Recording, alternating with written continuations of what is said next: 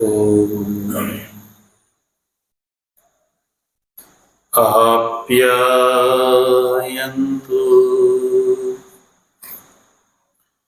ममाङ्गानि वाक्प्राणश्चक्षुः श्रोत्रमथो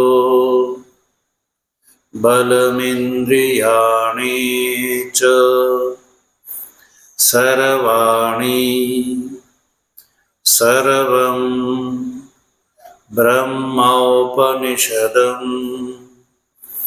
माहं ब्रह्म निराकुर्य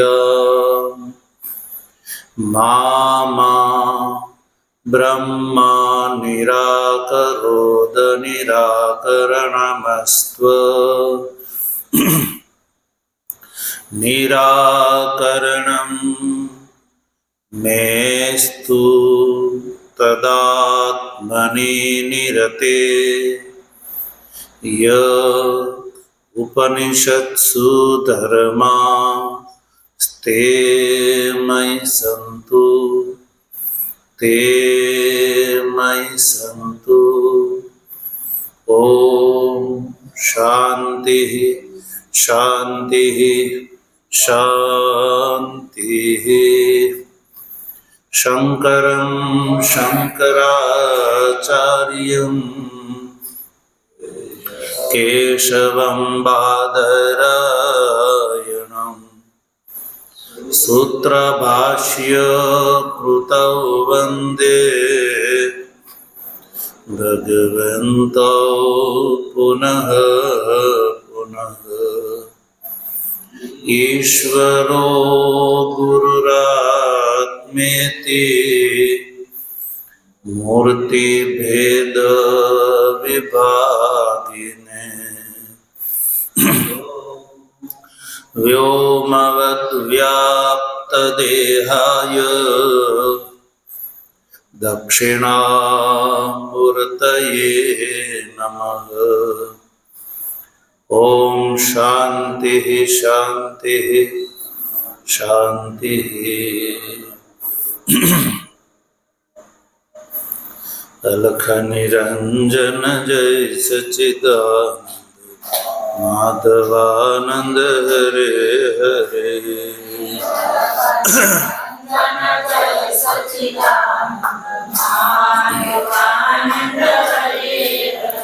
हे अलख निरंजन जय सच्चिदानंद माधवानंद हरे हरे।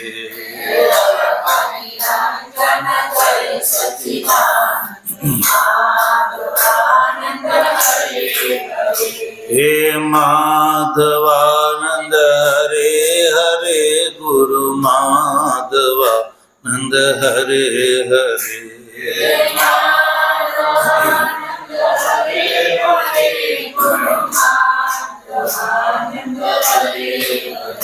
हे माधवानंद हरे हरे गुरु माधवानंद हरे हरे।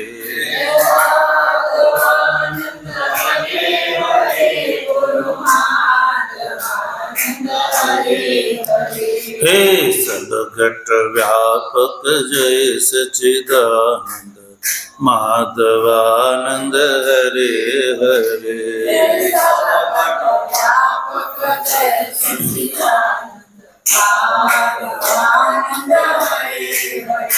हे घट घट व्यापक जय सच्चिदानंद माधवानंद हरे हरे।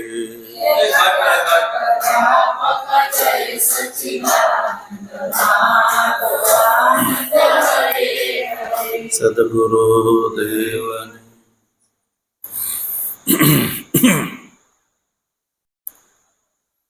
तत्व जिज्ञासु सज्जनों, सामवेदनी छांदोग्य उपनिषदना 5મા અધ્યાયના તૃતીય ખંડથી લઈને દશમ ખંડ પર્યંત ઉપલબ્ધ પંચાગ્નિ વિદ્યા પ્રકરણનો વિચાર કરી રહ્યા છીએ. તો સજ્જનો,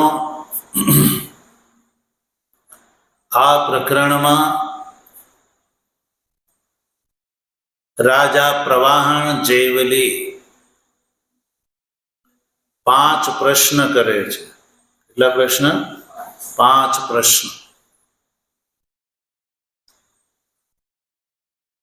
અને રાજા પ્રવાહન જૈવલી પોતે જ આચાર્ય ગૌતમને આ પ્રશ્નોના ઉત્તર આપે છે. એમાં 5 નંબરનો પ્રશ્ન કે 5મી આહુતિમાં જે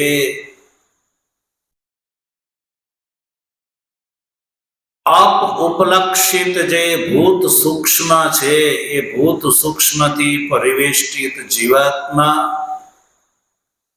5મી અગ્નિની અંદર પ્રવેશ કરતાની સાથે એ કેવી રીતે પુરુષ સંજ્ઞાને પ્રાપ્ત કરે છે એ તું જાણે છો. તો રાજાએ આ સૌથી પહેલા આ 5મા પ્રશ્નનો ઉત્તર આપી દીધો.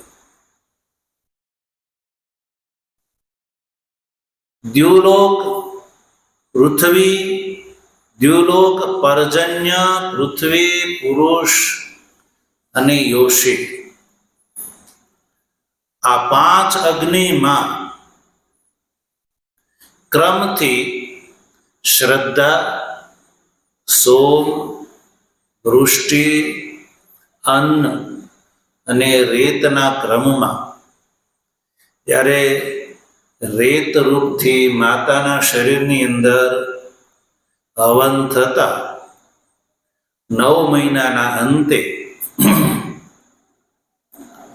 જે અગ્નિહોત્રાદિ કર્મના ફળ સ્વરૂપે જે સ્વર્ગમાં ગયેલો જે અનુષયી જીવ છે, એ આ રીતે મનુષ્ય શરીર, મનુષ્યાદિ દેહને પ્રાપ્ત કરે છે. આ 5મા પ્રશ્નનો ઉત્તર થઈ ગયો. ત્યારબાદ પ્રથમ પ્રશ્ન છે કે આ મનુષ્ય પ્રજા છે,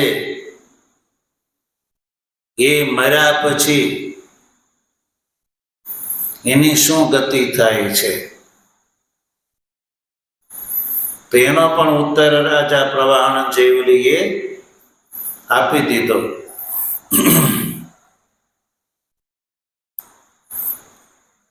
નૈષ્ઠિક બ્રહ્મચારી, પંચાગ્નિ ઉપાસક ગૃહસ્થી, વાનપ્રસ્થી, આ જે 3 છે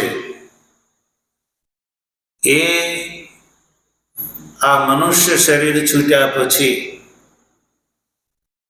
મનુષ્ય શરીરના અગ્નિ સંસ્કાર થયા પછી અર્ચી માર્ગથી એ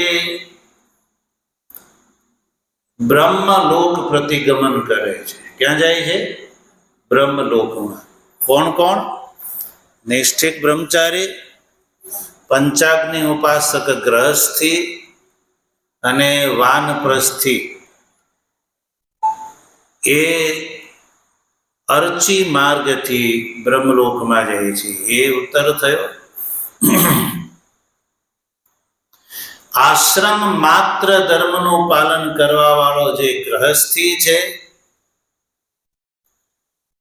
એ ધૂમ માર્ગથી સ્વર્ગમાં જાય છે. ક્યાં જાય છે?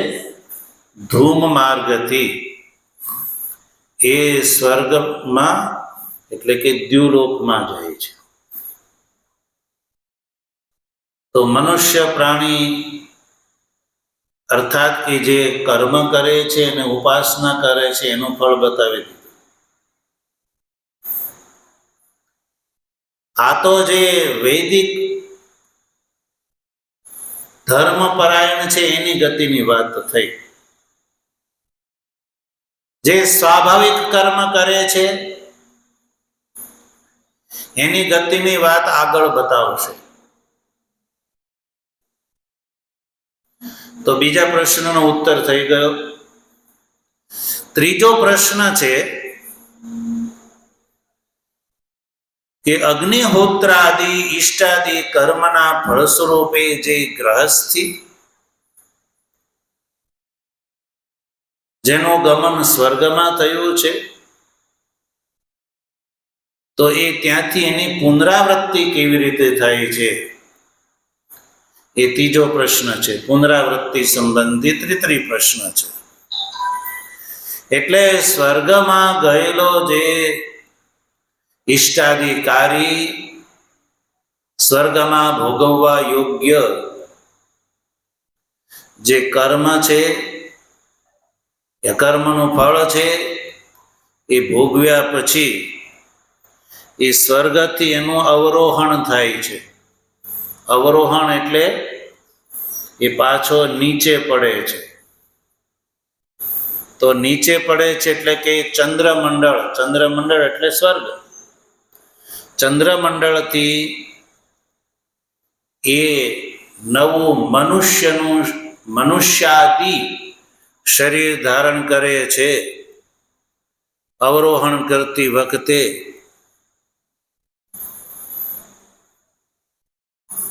તો અવરોહણથી લઈને મનુષ્ય શરીર પ્રાપ્ત કરે છે ત્યાં સુધીનો ક્રમ શ્રુતિએ બતાવ્યો, પુનરાવૃત્તિનો ક્રમ બતાવ્યો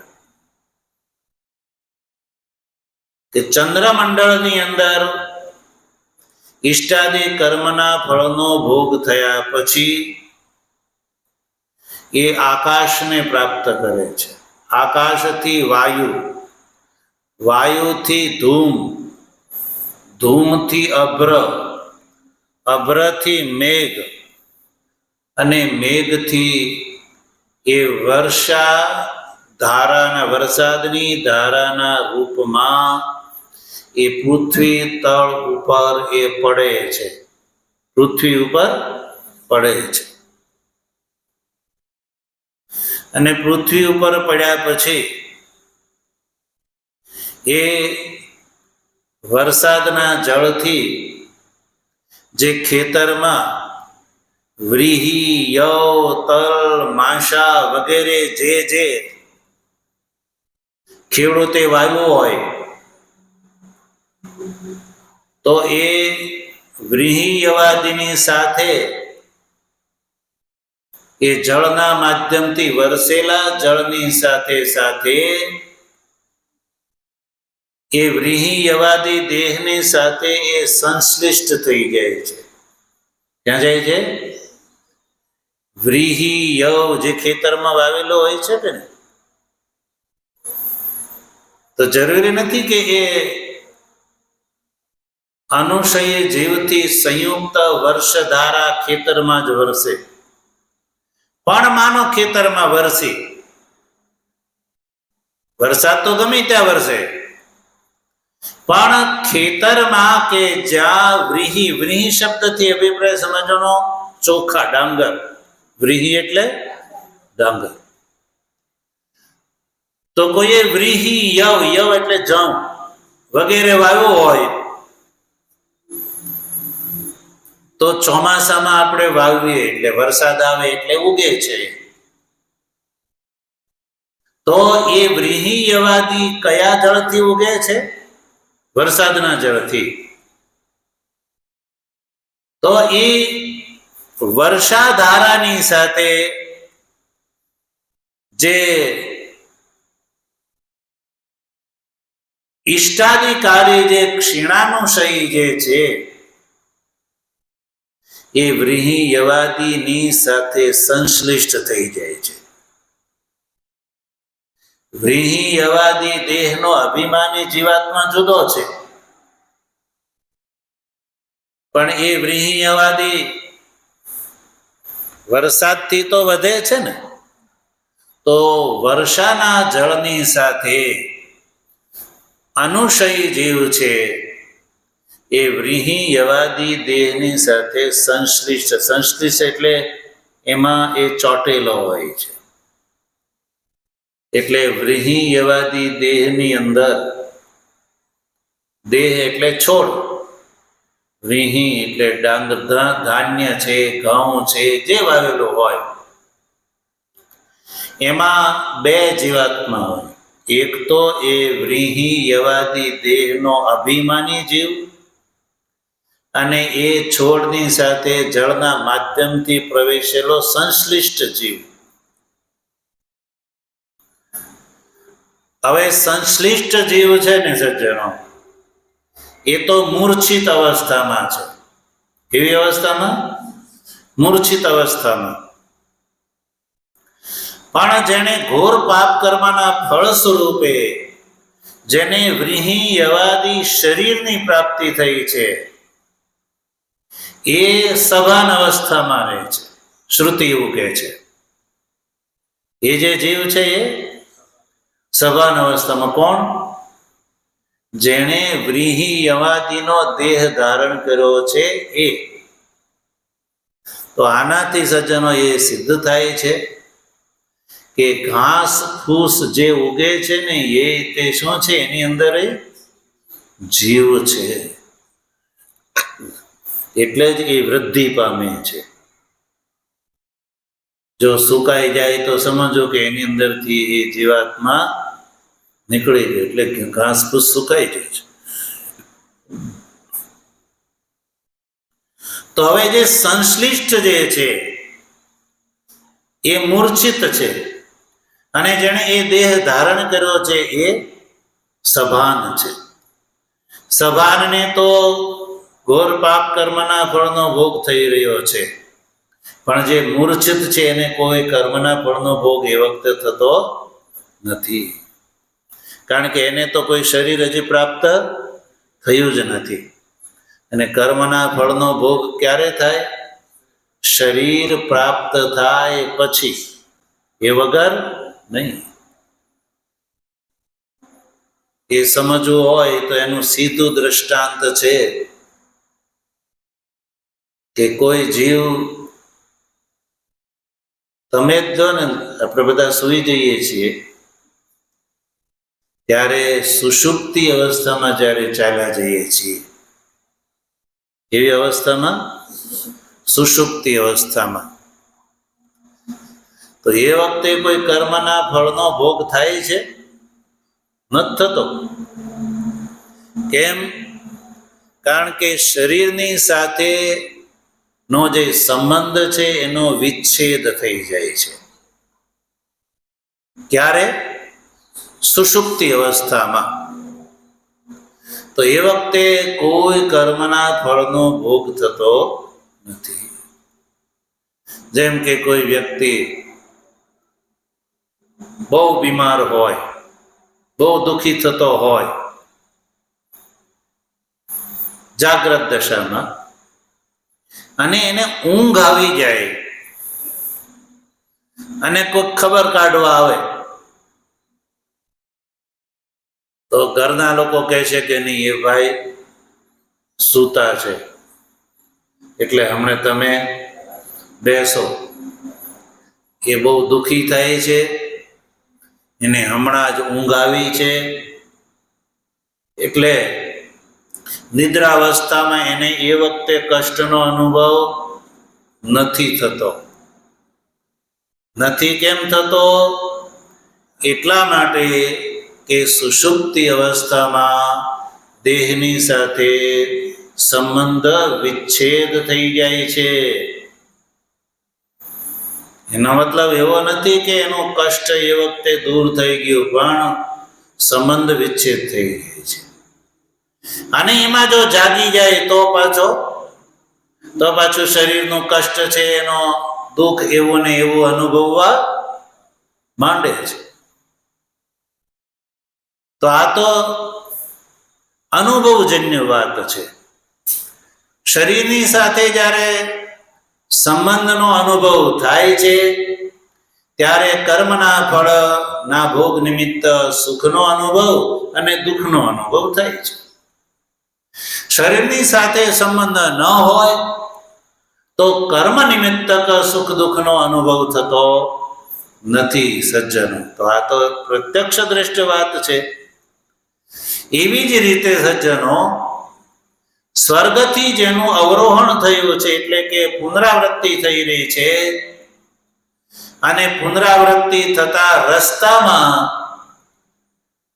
વરસાદની ધારાના રૂપમાં વર્ષા પછી એ અનુશયી જીવ છે, એ વ્રીહિયવાદીના શરીરની સાથે જ્યારે એ સંશ્લિષ્ટ હોય છે, ત્યારે એને કોઈ પણ પ્રકારના કર્મના ફળનો ભોગ રૂપે સુખ દુઃખનો અનુભવ થતો નથી, કારણ કે એને પોતાનું શરીર હજી મળ્યું નથી.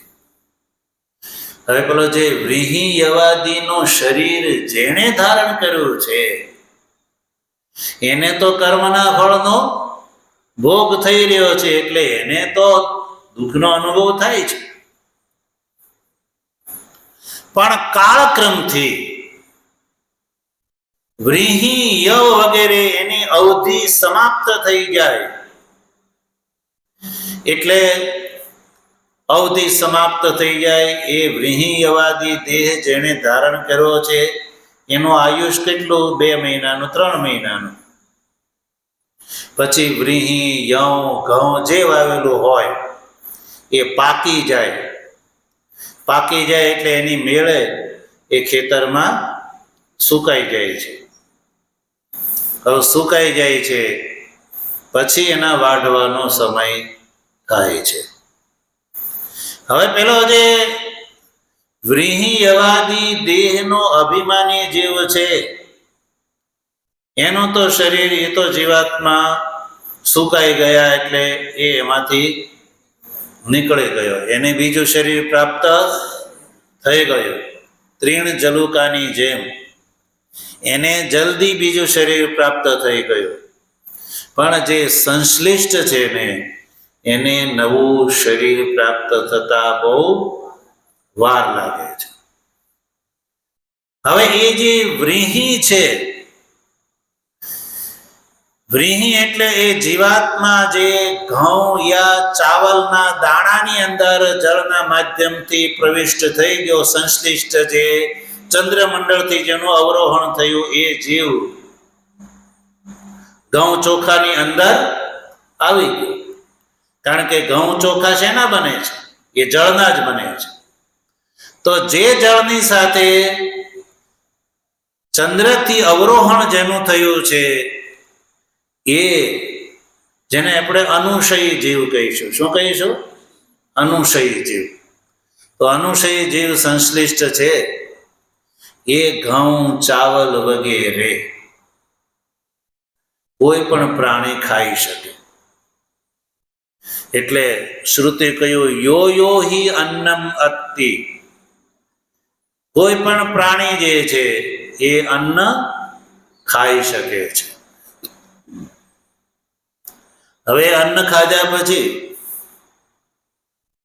માનો જેના શરીરમાં ભોજન દ્વારા એ અન્ન ગયું, કે જેની સાથે પેલો અનુશયી ક્ષીણાનુશયી જીવ સંશ્લિષ્ટ છે, મૂર્છિત અવસ્થામાં છે, એને કોઈ કષ્ટનો અનુભવ નથી થતો.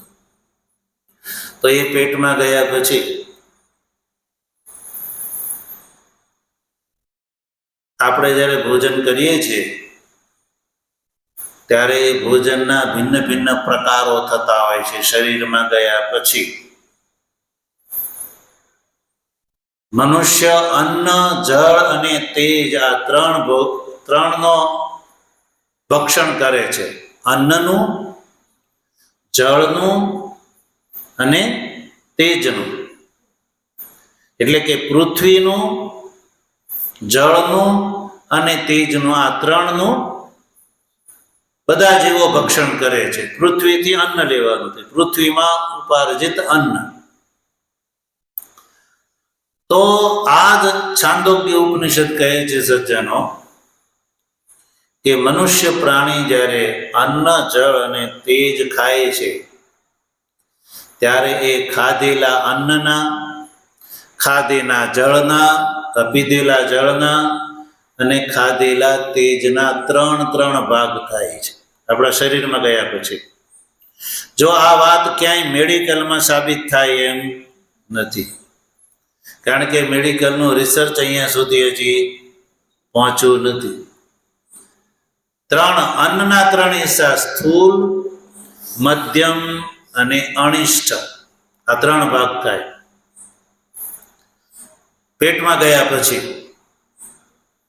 તો સ્થૂળ ભાગ જે છે એ મલ દ્વારા શરીરથી બહાર ફેંકાઈ જાય છે. મધ્યમ હિસ્સો છે જે ખાધેલા અન્નનો,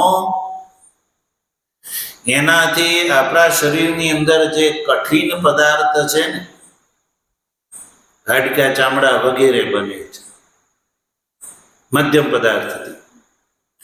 અને ખાધેલા અન્નનો જે અનિષ્ટ હિસ્સો છે, અનિષ્ટ એટલે સૂક્ષ્મ હિસ્સો, એનાથી સજ્જનો આપણું મન બને છે. એટલે કહેવામાં આવે છે અન્નમયમ હિ સૌમ્ય મનઃ. આપણું મન છે એ અન્નમય છે.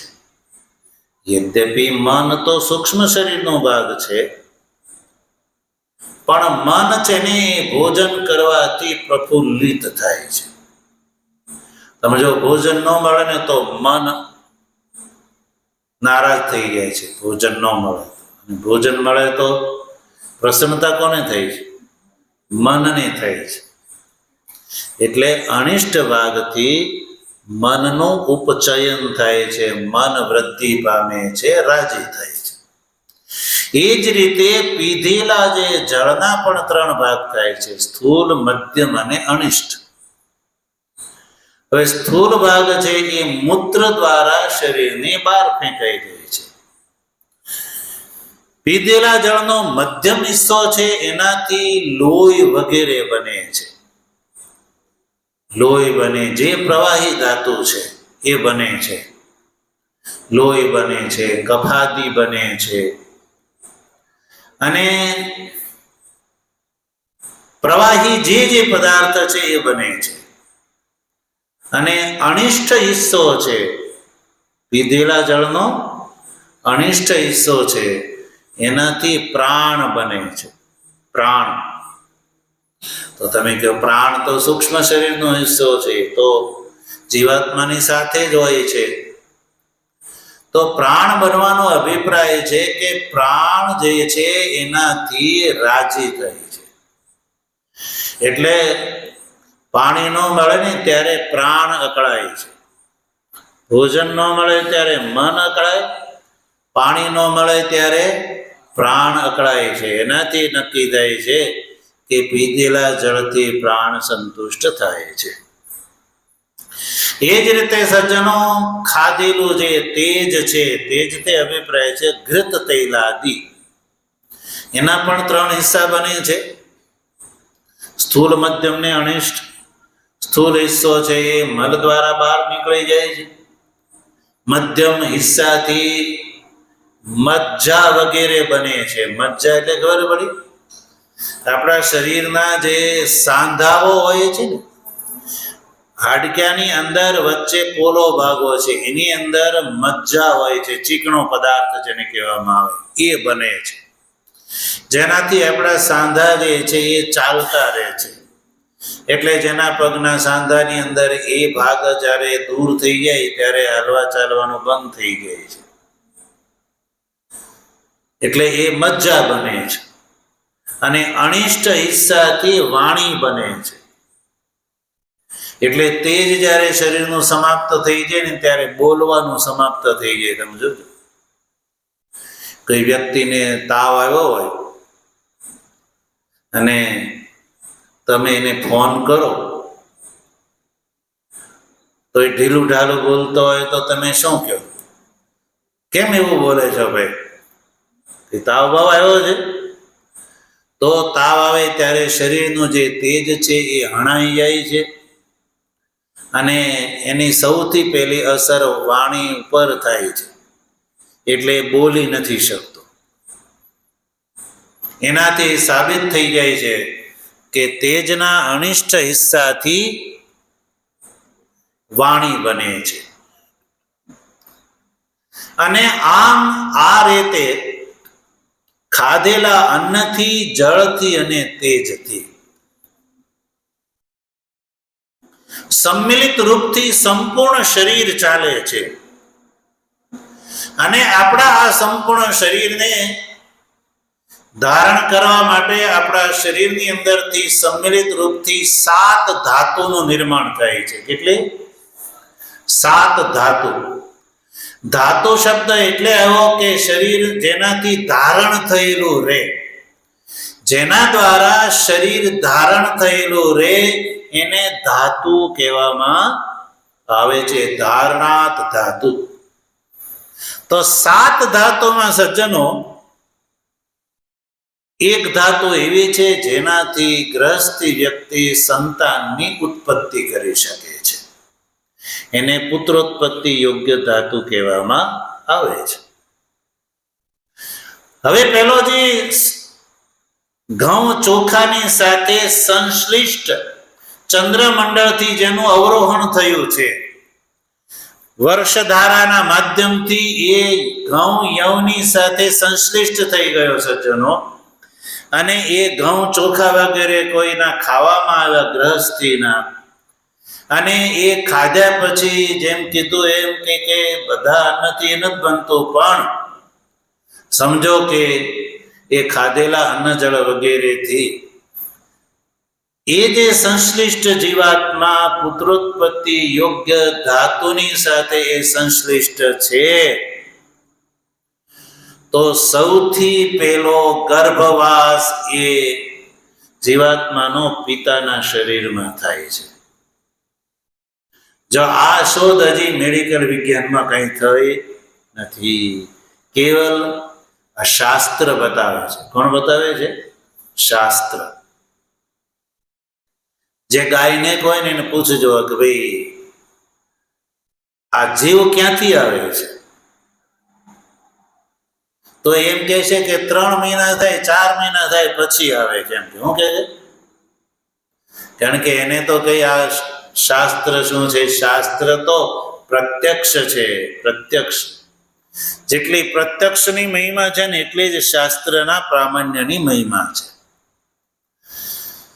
તો શાસ્ત્ર સજ્જનો એવું કહે છે કે પિતાના શરીરના માધ્યમથી માત્ર શરીરની અંદર જીવ દાખલ થાય છે. એટલે જીવનો પહેલો ગર્ભવાસ પિતાના શરીરમાં. પણ પિતાના શરીરમાં ઉદર વૃદ્ધાદિ કોઈ લક્ષણો દેખાતા નથી, અને પિતાના શરીરમાં ગર્ભવાસની કોઈ નિશ્ચિત અવધિ પણ નથી. પણ જ્યારે પિતાના શરીરથી માતાના શરીરની અંદર જીવાત્મા દાખલ થાય પછી એની અવધિ નિશ્ચિત થઈ ગઈ છે.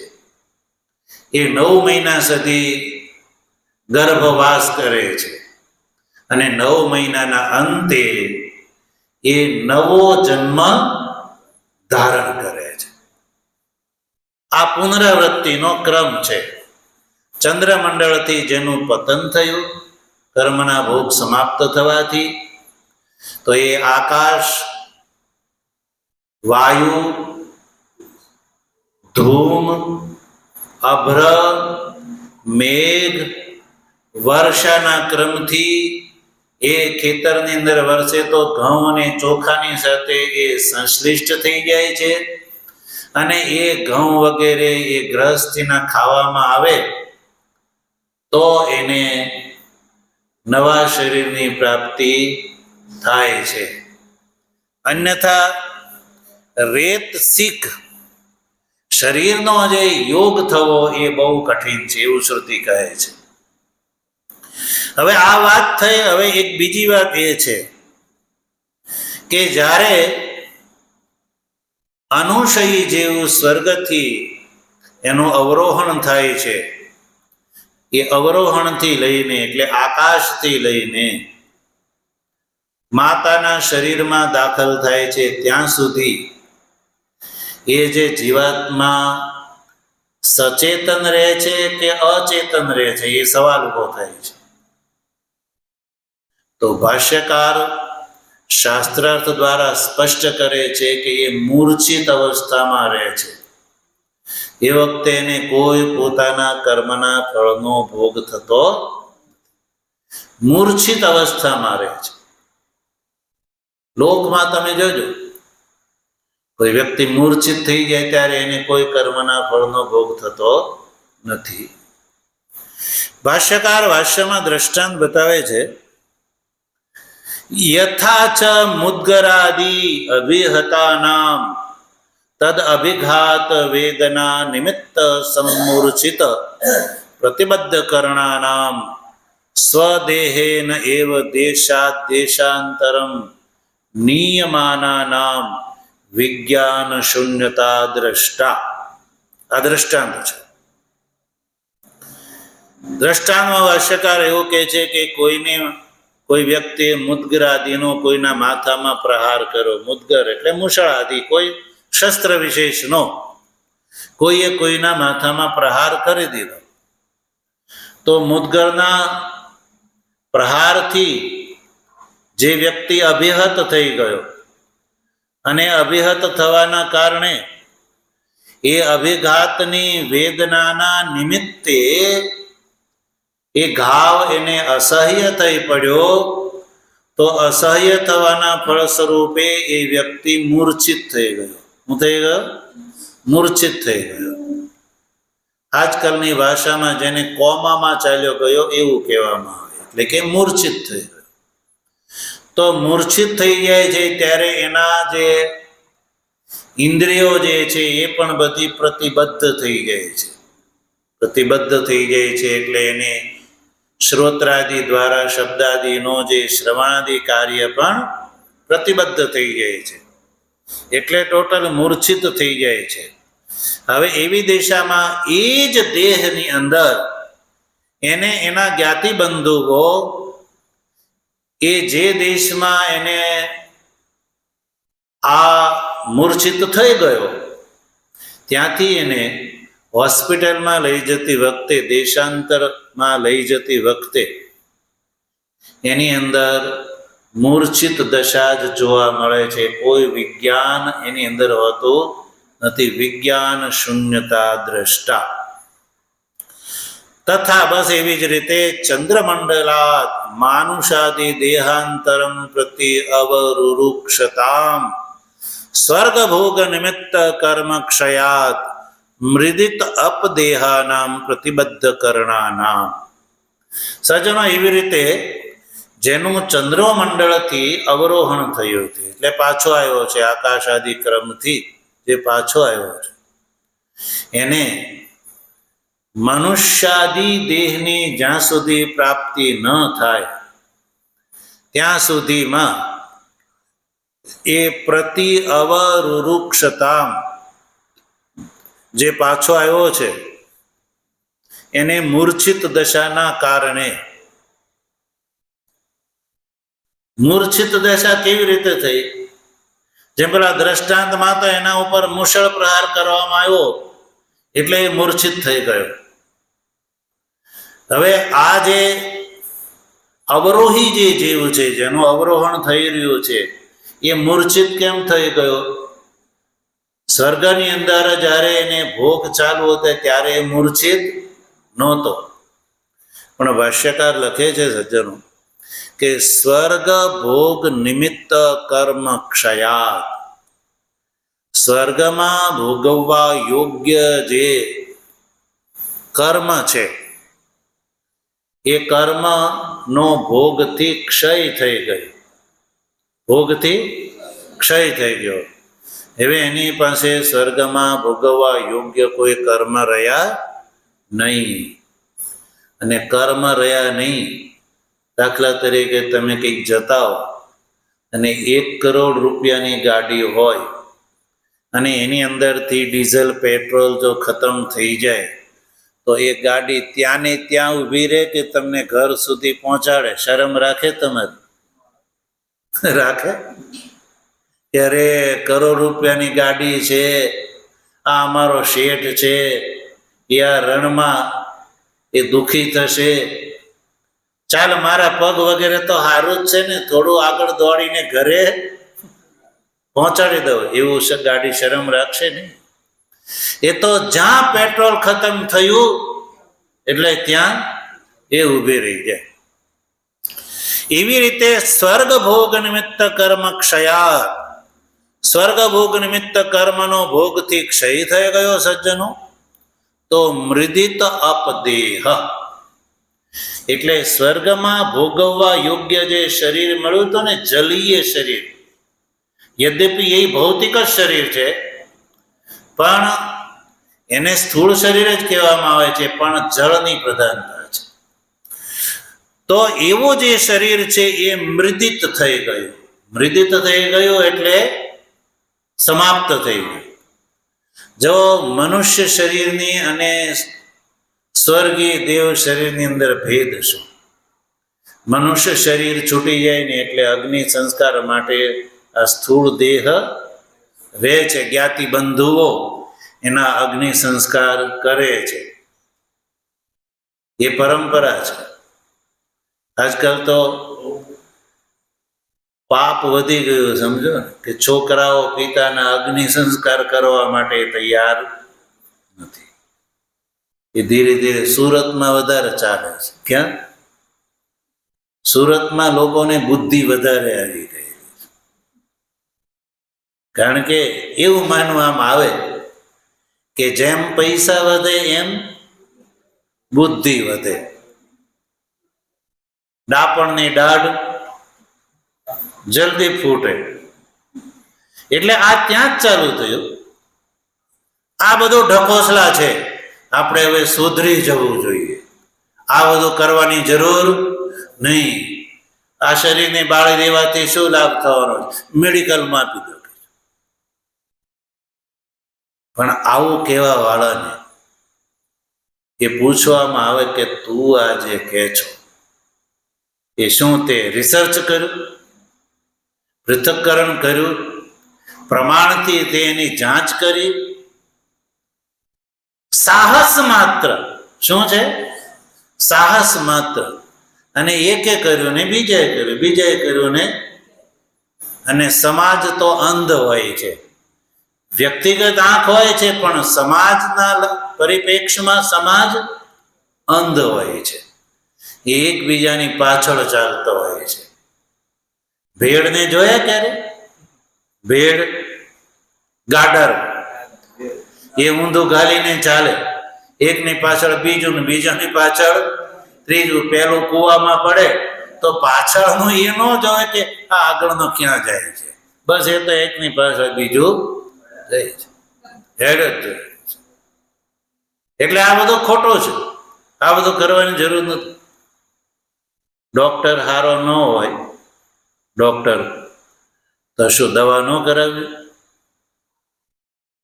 આપણે એમ કે બધા ડોક્ટર ખોટા જ છે, તો આપણે શું કરીએ? હારો ડોક્ટર ગોતી જાય કે ભાઈ ડોક્ટર હારો ક્યાં છે ત્યાં. હવે દવા તો કરાવી જ પડવાની. એમનું તો ચાલવાનું નથી. અસ્વસ્થ શરીરમાં તો કોઈ જીવી નથી શકવાનું. હવે એમ આ જે ક્રિયાને જાણનારા યા કરાવનારા યા સમજાવનારા ન હોય તો એનો મતલબ એવો થોડો છે કે આ બધું તો છોડી દેવું, કે આ ઢકોસલા છે કે ખોટું છે. ડોક્ટર સારા ન હોય, જાણકાર ન હોય, પૂરા વિશેષજ્ઞ ન હોય તો દવા આપણે ન કરાવીએ તો એમાં ડોક્ટરનું કઈ જવાનું છે? ન કરાવો તો એ જીવથી જાય, એમાં કે ડોક્ટરનું કઈ જવાનું નથી. નુકસાન તો એનો દેહ છૂટી જાય એ છે.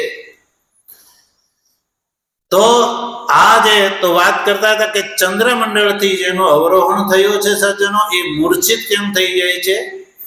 એટલે કે સ્વર્ગભોગ નિમિત્ત કર્મ ક્ષયથી એને જે એ કર્મના ફળના ભોગ સ્વરૂપે સ્વર્ગમાં જે જલીય શરીરની પ્રાપ્તિ થઈ હતી, જળ પ્રધાન શરીરની, એ જેમ ગોળનો ગાંગડો જેમ જેમ ખાતા જાવ એમ એમ સમાપ્ત થતો જાય છે, એમ એમ સ્વર્ગીય શરીર જે છે ને એ સમાપ્ત થતો જાય છે. અને શેનાથી સમાપ્ત થાય ખબર? કઈ રીતે ભાષ્યકાર લખે છે જેમ ઘૃત છે, ઘૃત એ શિયાળામાં જામી જાય છે. ઘૃત એટલે તમે આંગળીથી ઉઠાવો તો આંગળી ઉપર ચોટેલો રહે.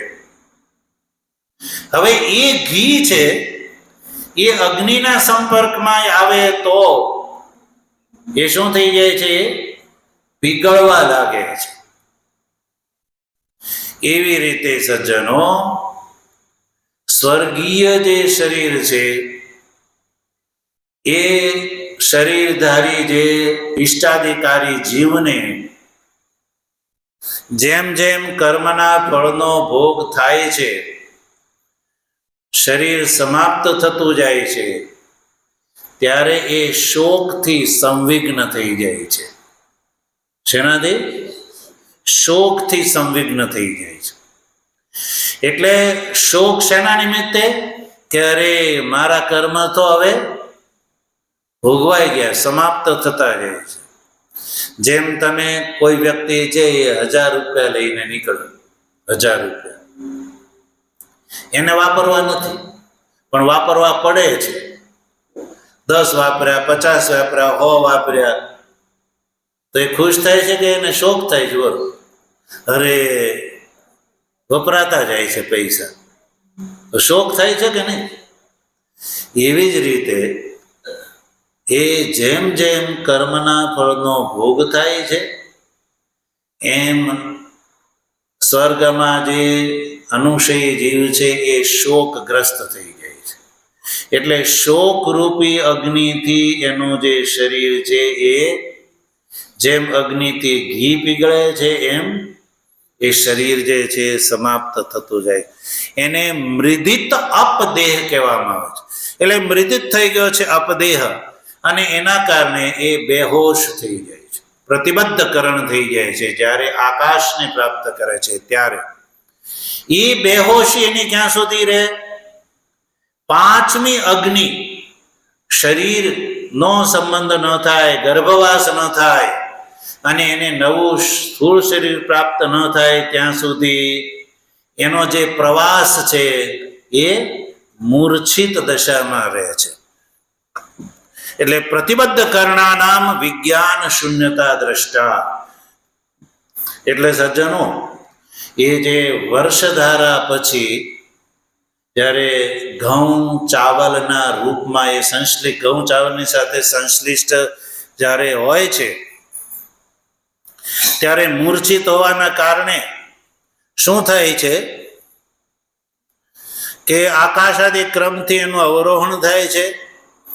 કર્મ નિમિત્ત જાતિ સ્થાવર દેહથી એ સંશ્લિષ્ટ થઈને પ્રતિબદ્ધકરણ અને અનુદ્ભુત વિજ્ઞાન રહે છે.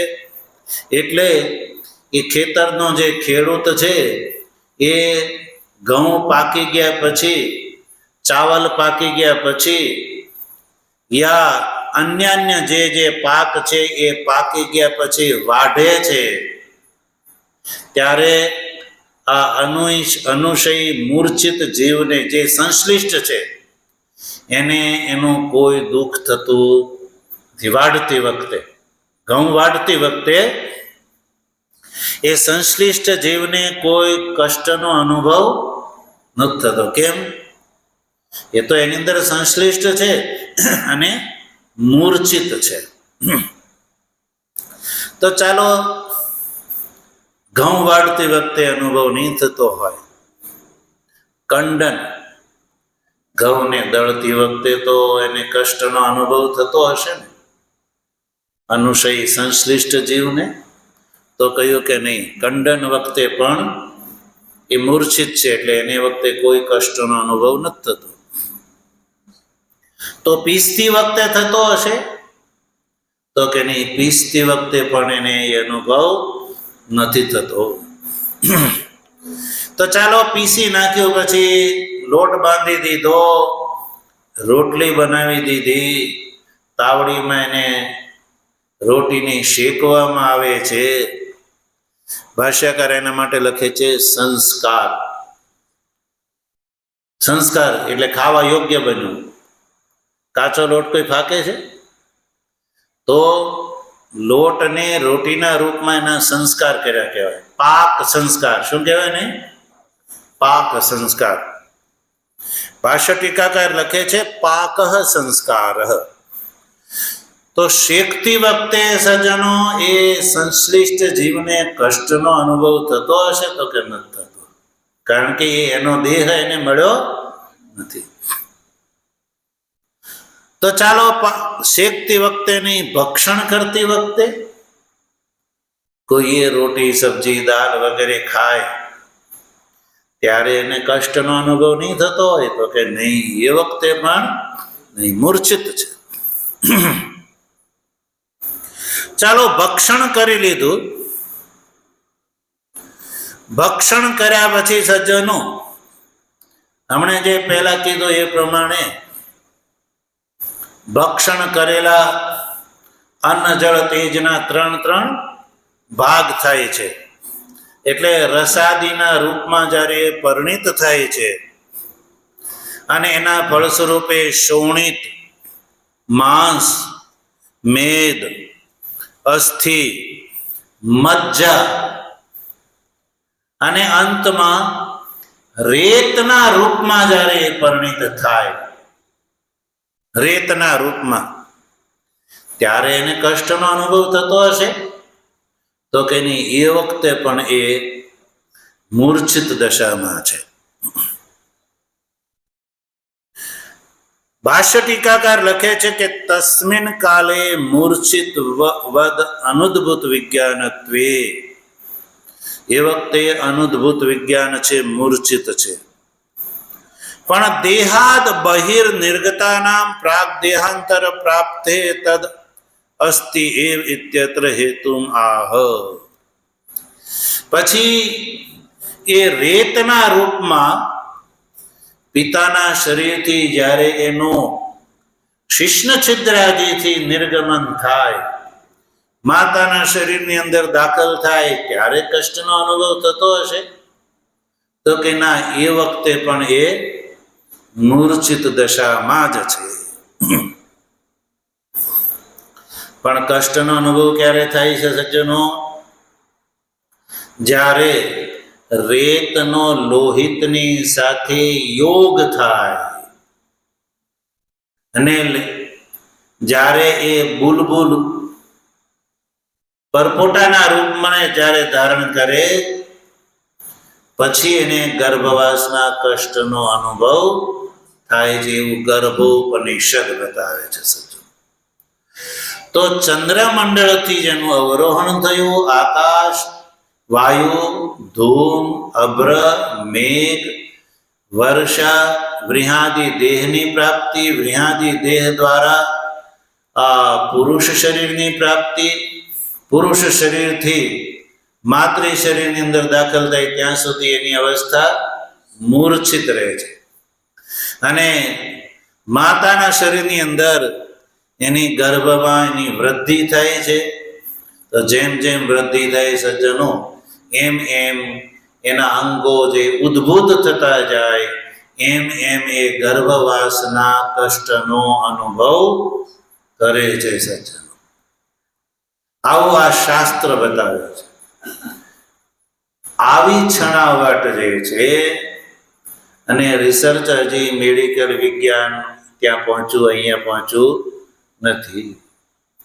અને બિલકુલ આ સાયન્ટિફિક વાત છે, ક્યાંય કોઈ કપોલ કલ્પના. આ જ રીતે આ જીવ જન્મ અને મરણને પ્રાપ્ત કરે છે. હવે આ રીતે સજ્જનો ભાષ્યકાર લખે છે કે રેત સિક કાલે શું મૂર્છિતવત એવા દેહાંતર આરંભકસ્ય કર્મણ અલબ્ધ વૃત્તિત્વાત. કારણ કે દેહાંતરના બીજા શરીરના આરંભક કર્મ છે, એ કર્મથી જે પ્રાપ્ત વૃત્તિ હજી એને પ્રાપ્ત ન થઈ ત્યાં સુધી એને કોઈ કષ્ટનો અનુભવ થતો. ત્યારબાદ દેહ બીજભૂત અપસંબંધ અપરિત્યાગેન એવ સર્વાસો અવસ્થા તો વર્તન્તે ઇતિ ત્રણજુલુકાવત ચેતનાવત્વમ ન વિરુદ્ધતે. ચેતનાવત્વ જે છે ત્રિણજલુકાની જેમ રહે છે, પણ અંતરાલે તો અવિજ્ઞાનમ મૂર્છિતવત એવ ઇતિ અદોષ. એટલે અંતરાળ એટલે કે ચંદ્રમંડળથી અવરોહણ થાય છે અને પાંચમી અગ્નિ યોષિતની અંદર પ્રવેશ કરે છે ત્યાં સુધી એ મૂર્છિત રહે છે. એટલે એ અવસ્થામાં એને કોઈ કષ્ટનો અનુભવ થતો નથી. એટલે જે પ્રશ્ન હતો કે જો એ મૂર્છિત ન હોય ને સવિજ્ઞાન હોય તો એને તો મહાન દુઃખનો અનુભવ થાય એ વખતે, તો પછી ઈષ્ટાદિ કર્મ કોઈ કરે નહીં. કારણ કે પહેલા સુખ ને પછી મહાન દુઃખ, તો એ કોઈ કામ કરે એટલે મૂર્છિત રહે છે. તો સજ્જનો, આ રીતે ભગવાન ભાષ્યકાર આ જે ઉપનિષદનો આવું અર્થઘટન કરે છે. અને ત્યારબાદ જે નવો જન્મ છે એના નવા જન્મનું કારણ શું છે એ વાત ભગવાન ભાષ્યકાર આગળની કંડિકામાં બતાવે છે. ભગવાનની કૃપા હશે તો એનો વિચાર આપણે આગળ કરીશું. આજના સાંજના પ્રસંગમાં આપણે આ, કારણ કે સામાન્યતઃ વિશેષ દિવસના કારણે આપણે આનો બહુ ચર્ચા ન કરી, એટલે અત્યારના પ્રસંગમાં આપણે આ ચર્ચા કરી. ઓમ આપ્યાયન્તુ મમાંગાની વાક્ પ્રાણશ્ચક્ષુઃ શ્રોત્રમથો બલમિન્દ્રિયાણિ ચ સર્વાણિ સર્વં બ્રહ્મોપનિષદં માહં બ્રહ્મ નિરાકુર્ય મા બ્રહ્મ નિરાકરોદ નિરાકરણમસ્ત્વ નિરાકરણં મેસ્તુ તદાત્મનિ નિરતે ય ઉપનિષત્સુ ધર્મા તે મયિ સંતુ. ઓમ શાંતિ શાંતિ શાંતિ. શંકરં શંકરાચાર્યં કેશવં બાદરાયણં સૂત્રભાષ્ય કૃતૌ વંદે ભગવन्तौ પુનઃ પુનઃ. ઈશ્વરો ગુરુરાત્મેતિ મૂર્તિભેદ વિભાગિને વ્યોમવદ્વ્યાપ્ત દેહાય દક્ષિણામૂર્તયે નમઃ. ઓમ શાંતિ શાંતિ શાંતિ. સચ્ચિદાનંદ માધવાનંદ સચ્ચિદાનંદ સચ્ચિદાનંદ માધવાનંદ સચ્ચિદાનંદ માધવાનંદ સચ્ચિદાનંદ માધવાનંદ માધવાનંદ સચ્ચિદાનંદ માધવાનંદ સચ્ચિદાનંદ માધવાનંદ સચ્ચિદાનંદ સચ્ચિદાનંદ માધવાનંદ સચ્ચિદાનંદ માધવાનંદ સચ્ચિદાનંદ માધવાનંદ માધવાનંદ સચ્ચિદાનંદ માધવાનંદ સચ્ચિદાનંદ માધવાનંદ સચ્ચિદાનંદ સચ્ચિદાનંદ માધવાનંદ સચ્ચિદાનંદ માધવાનંદ સચ્ચિદાનંદ માધવાનંદ અનામિ ચેતતાનામિ શિવોહમ સાગર સ્વામી દેવો શ્રી